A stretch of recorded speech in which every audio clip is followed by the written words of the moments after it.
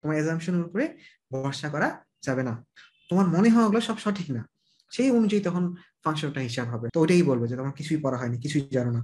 কারিনা বলেছো, ভাই আমি আসলে ফাংশনটা ডেডলাইনে ঠিক করতে পারছি না, আমার প্রিপারেশনটা জিরো থেকে শুরু হয়েছে, আমি ডিউনিটের জন্য প্রিপারেশন নিয়েছিলাম, বাট এখন সবকিছু প্রবলেম। তুমি যে বলতেছো, একটু আগে কিন্তু আলভি বললো ওর সবই প্রবলেম, তা বললো ঢাবিতে 4 পাইছে। এখন কাহিনী হচ্ছে যে 4 পাইছে, অ্যাটেম্প তো করছিল ধরো 5-6টা, তারপর 5-6 অ্যাটেম্প করে তারপর 4 পাইছে।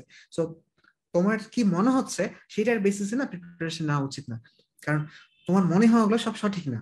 সো এই জন্যই তুমি যদি কোর্সে ফাংশন টাইমের ডেডলাইন প্রশ্ন প্রশ্ন করেছো, তার মানে তুমি কোর্স এনরোল করেছো, সেক্ষেত্রে তোমার কাজ হবে প্রথম টাস্ক যেটা দেওয়া।